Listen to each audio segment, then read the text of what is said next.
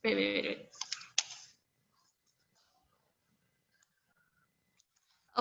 Assalamualaikum warahmatullahi wabarakatuh. Waalaikumsalam warahmatullahi wabarakatuh. Waalaikumsalam warahmatullahi wabarakatuh.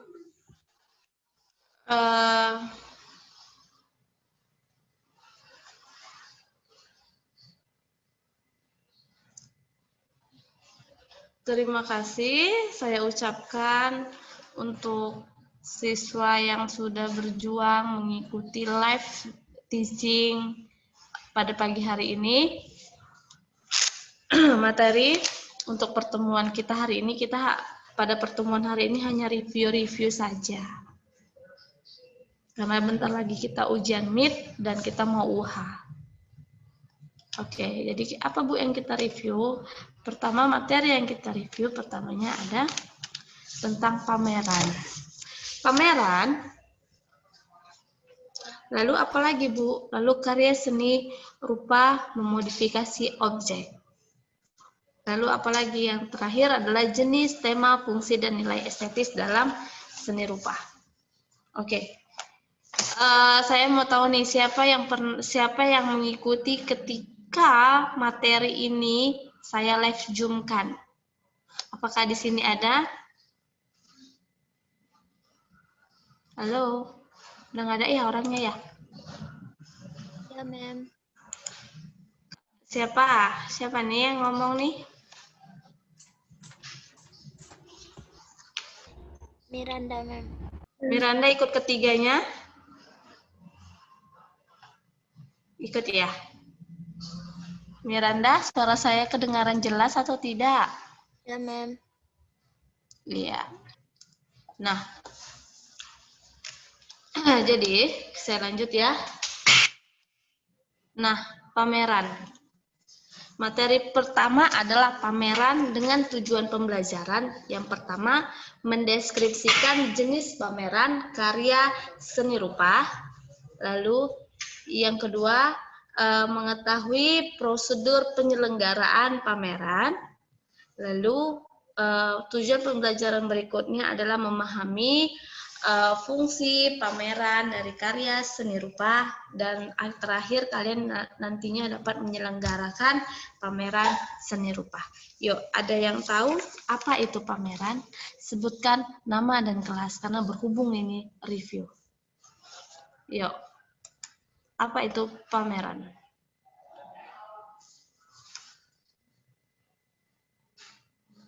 Ayo, siapa yuk?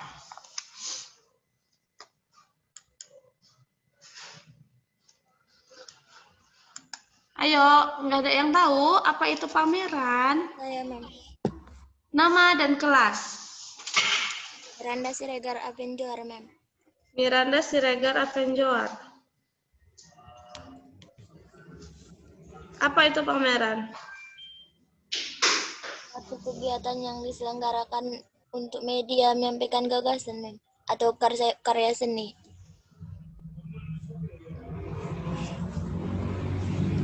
Suatu kegiatan memberikan gagasan dalam karya seni. Iya, Mem.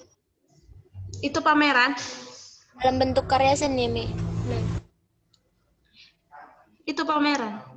Pameran dari bahasanya aja berarti memamerkan. Bukan memberi gagasan loh, memamerkan. Menyelenggarakan. Menyelenggarakan, benar. Jadi Atau menyampaikan suatu pameran itu adalah suatu kegiatan penyajian karya seni rupa untuk dikomunikasikan sehingga dapat diapresiasikan oleh masyarakat. Nah, jadi kegiatan bisa juga sebagai kegiatan memamerkan atau mempertunjukkan. Paham? Paham, Nak? Mem. Inilah tentang pameran. Ya. Saya lanjut ya. Nah, fungsi dari pameran. Apa aja tuh fungsi dari pameran? Sebutkan nama dan kelas. Saya, Mem. Nama? Anissa Pratiwi, Mem. Kelas Avengers. Enisa, Iya, Mem. kelas Avenger. Oke. Iya, Mem. Apa itu Fungsi. fungsi pameran apa aja? Yang pertama itu sarana edukasi, yang kedua apresiasi, yang ketiga prestasi, Mem. Terus apa lagi? Yang keempat? Itu aja yang saya ingat, Mem. Oh, itu aja kami ingat. Makasih ya. Yang pertama ada sarana edukasi, lalu ada sarana apresiasi, lalu sarana prestasi, dan sarana rekreasi. Nah, jadi keempat inilah merupakan fungsi dari pameran. Paham ya? Oke. Saya lanjut ya. Selanjutnya ada namanya jenis-jenis pameran. Yuk, apa aja jenis-jenis pameran?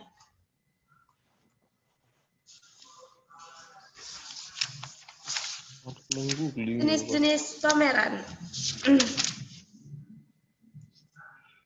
Yuk, siapa yang bisa jawab? Saya, Mem. Nama kelas. Anissa Pratiwi Avengers, Mem. Lagi ya, 2 kali ya udah ya. Apa itu? Pameran di dalam ruangan dan pameran di luar ruangan, Mem. Iya, pada pembelajaran yang lalu jenis-jenis pameran itu ada pameran tetap, ada pameran temporer, ada pameran keliling, pameran tunggal atau bersama, dan pameran kerjasama, lalu pameran khusus.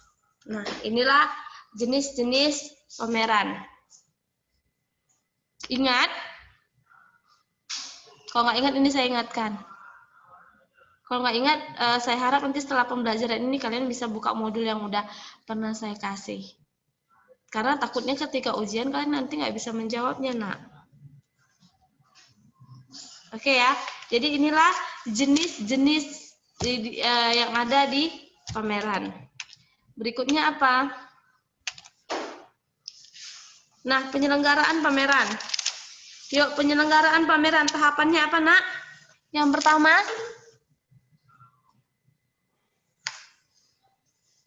yuk, lupa. Oke, saya ulangin. Jadi penyelenggaraan pameran memiliki tahapan.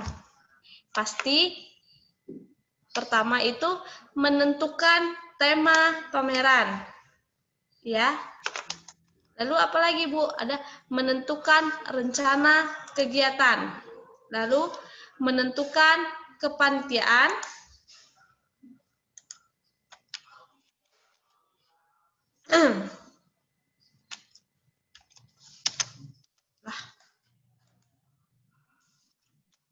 Menyusun program, lalu apa lagi yuk? Siapa yang tahu yuk? Apa lagi? Pasti dong mengumpulkan karya yang mau dipamerkan, lalu menyeleksi karya, dan membuat publikasi. Ya, ingat. Jadi inilah tahapan dalam penyelenggaraan pameran. Paham, nak? Ada pertanyaan? Ada pertanyaan nggak? Materi kita masih banyak loh. Ada?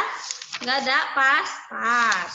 Oke, inilah dia tahapan penyelenggaraan dalam pameran. Berikutnya apa, Bu?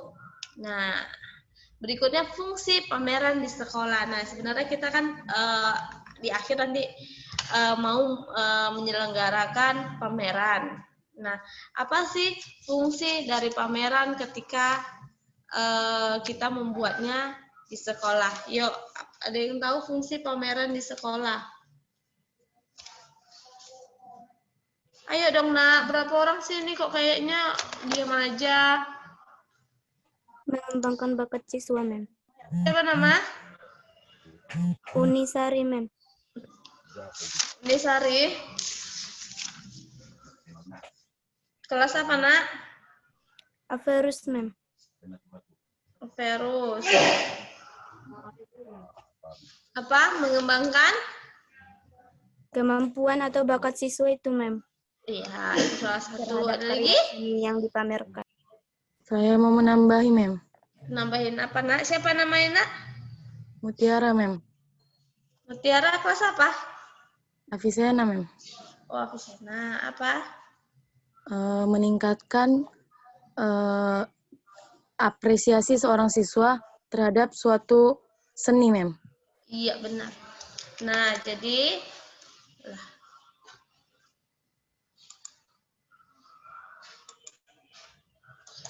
nampak slide-nya nggak, Nak? Nampak, Mem. Nampak, Mem. Nampak ya? Tadi nah, jadi fungsi pameran di sekolah yang pertama yang dibilang sama Mutiara tadi adalah meningkatkan apresiasi seni, lalu membangkitkan motivasi berkarya seni, lalu penyegaran dari kejenuhan belajar di kelas, berkarya visual lewat karya seni, dan terakhir kalian pasti belajar berorganisasi. Ya.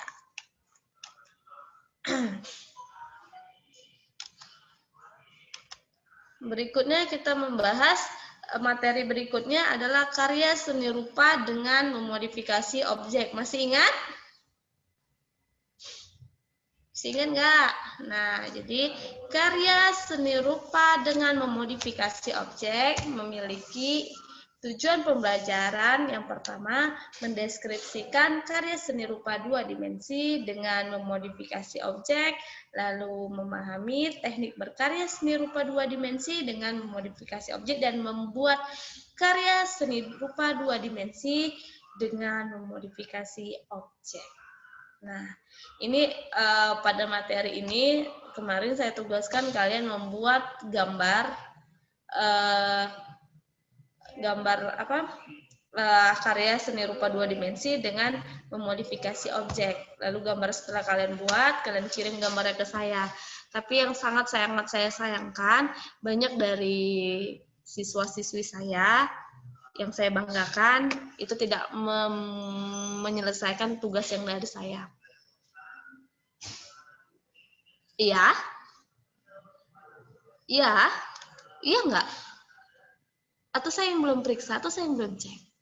Iya nggak? Halo? Ini nggak ada orangnya ya? Suara saya kedengaran nggak sih? Jangan suara saya nggak dengar. Dengar kan? Benar nih, benar yang saya bilang bahwasannya kalian nggak mengerjakan. Saya mengerjakan, Mem. Saya mengerjakan, Mem. Dikirim? Kirim, Mem. Oke, nanti saya tunggu ya. Nah, jadi karya seni rupa dengan memodifikasi objek. Nah, apa sih karya seni rupa dengan memodifikasi? Apa itu? Mengubah bentuk suatu karya seni rupa tanpa menghilangkan karakteristik aslinya, Mem. Siapa ini yang jawab? Riyadi Iman, Mem. Algoritma, Mem. Riyadi Iman. Algo ya? Ya, Mem. Algoritma. Oke, jadi karya seni rupa dengan memodifikasi objek. Benar sekali. Jadi melakukan perubahan atau mengubah suatu bentuk objek atau karya menjadi sebuah bentuk objek yang baru tanpa menghilangkan karakteristik asli dari bentuk objek atau karya tersebut. Nah, jadi inilah pengertian dari memodifikasi. Ya. Nah, untuk memodifikasi,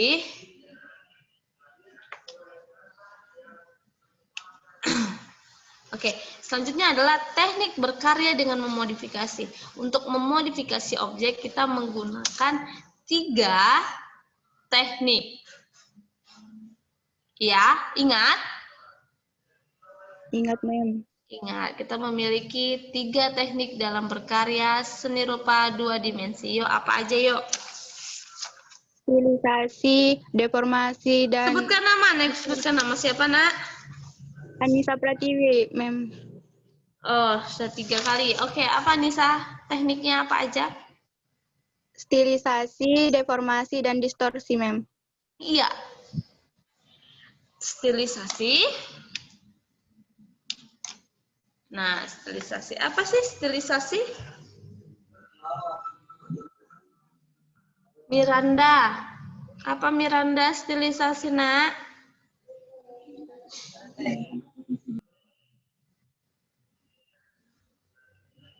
Saya, Mem. Menyederhanakan, Mem. Menyederhanakan. Eh, Apa yang disederhanakan?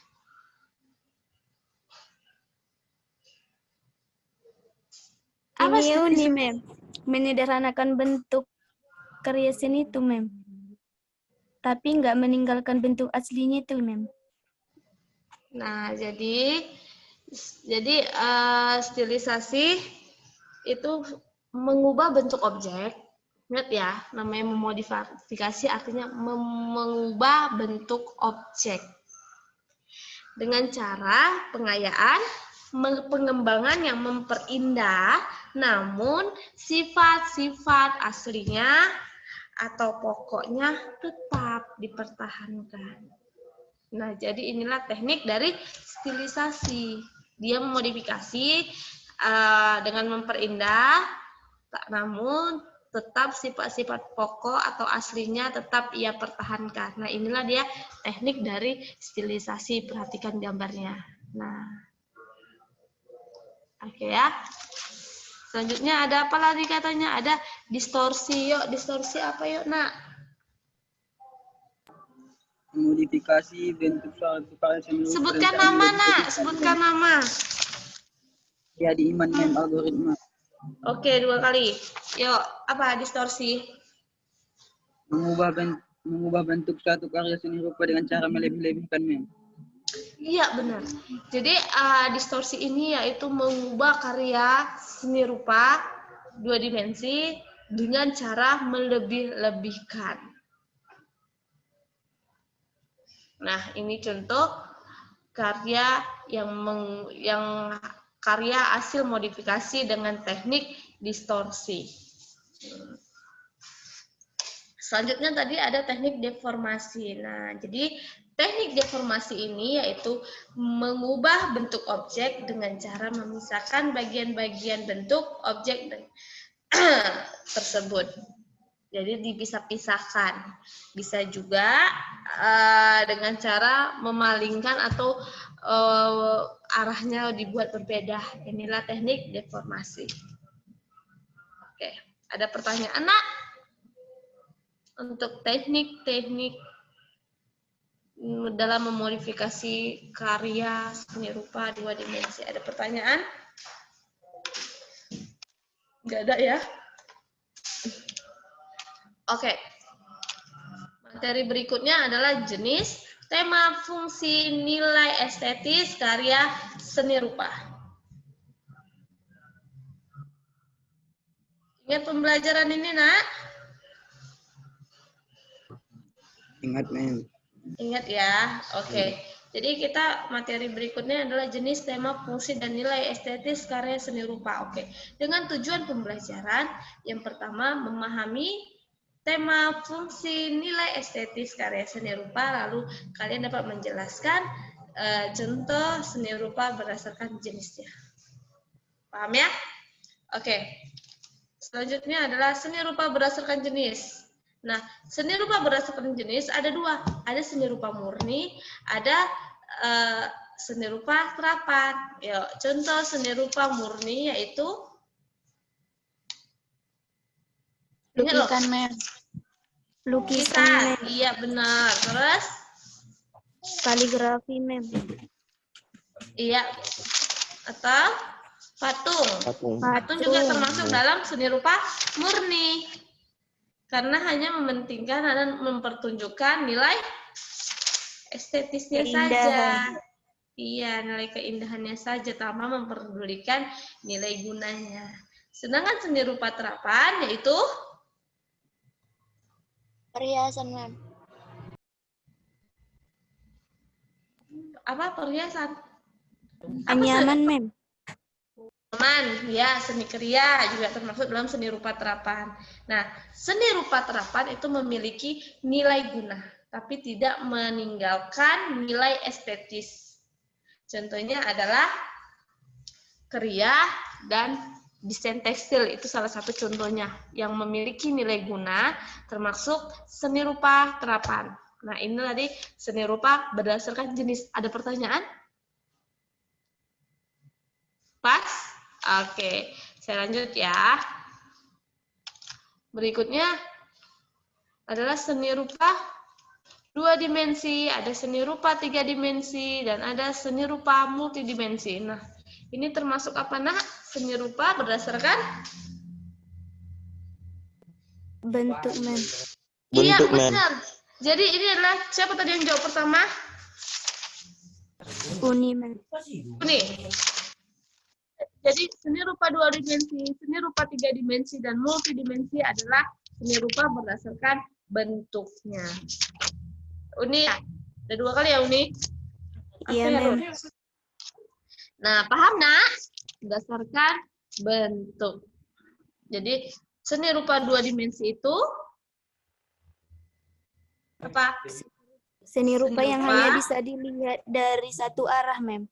Iya, seni rupa yang hanya bisa dilihat dari satu arah, hanya memiliki panjang Dan lebar, dan lebar Mem. saja. Seni rupa 3 dimensi yaitu Seni rupa yang dapat dilihat dari segala arah, Mem. Memiliki Iya. panjang, lebar, dan volume. Iya, benar. Ini ya. Oke, saya lanjut ya, berhubung waktunya nggak banyak. Selanjutnya kita bicara tema. Nah, untuk tema, seniman, khususnya seniman perupa, itu bisa mendapatkan inspirasi atau bisa mencari tema dalam 2 hal. Yang pertama ada realistis internal dan ada realistis eksternal. Yuk, realistis internal apa? Yuk, ada yang mau menjawab? Dari harapan dan cita-citanya, Mem.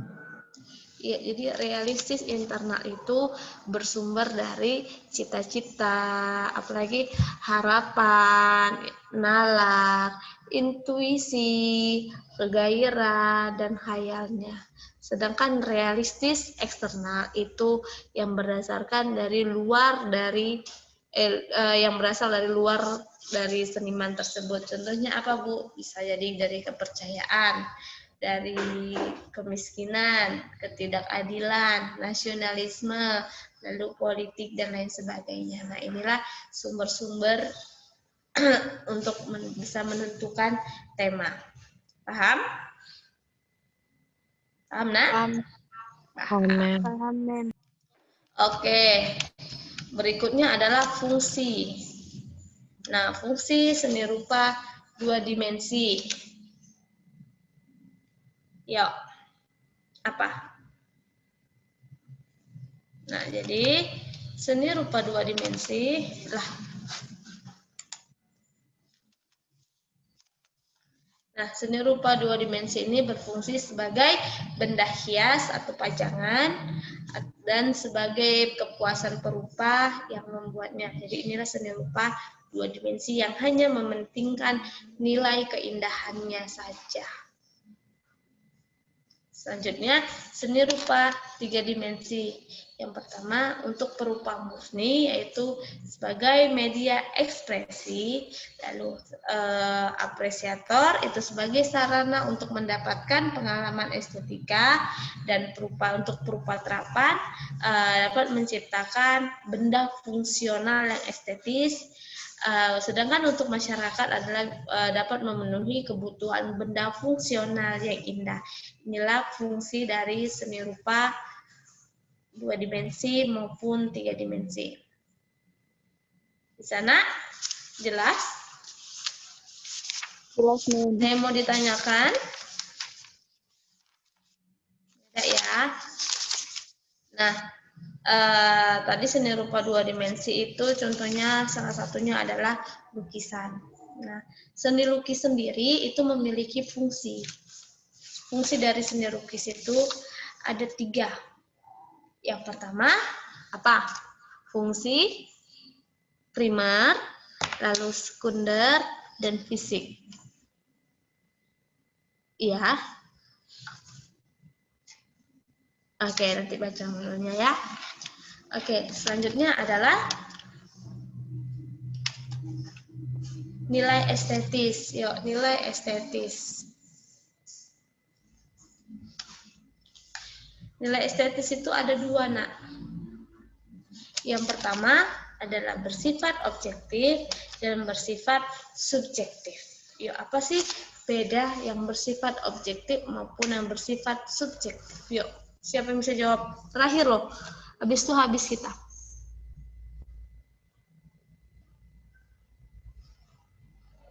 Nah, jadi yang bersifat objektif itu adalah keindahan karya seni yang terletak pada bentuk karya seni rupa tersebut dan bisa dilihat dengan mata. Nah, jadi nilai estetis ini tersusun dari komposisi seni rupa dengan perpaduan yang pas melalui penataan unsur-unsur dengan menyesuaikan prinsip-prinsip seni rupa hingga membentuk kesatuan dan keselarasan. Jadi itulah nilai estetis yang bersifat objektif. Sedangkan yang bersifat subjektif yaitu berupa keindahan yang tidak terbatas pada unsur-unsur yang terlihat oleh mata, juga ditentukan oleh selera penikmat seni. Nah, jadi maksudnya di sini yang bersifat subjektif, kalau kalian melihat lukisan yang bertema lingkungan, kalian suka, sedangkan teman kalian nggak suka, kan jadi penilaiannya berbeda. Itulah yang contoh dari karya seni rupa yang bersifat subjektif. Oke, waktunya udah habis. Mungkin itu aja yang bisa saya sampaikan.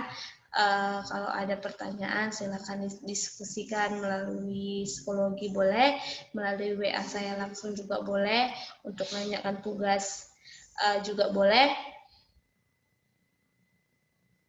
Mungkin itu aja yang bisa saya sampaikan.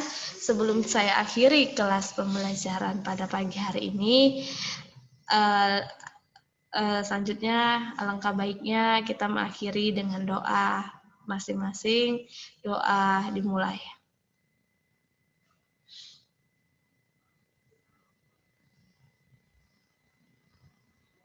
Doa selesai. Saya akhiri. Assalamualaikum warahmatullahi wabarakatuh. Waalaikumsalam warahmatullahi wabarakatuh. Waalaikumsalam warahmatullahi wabarakatuh.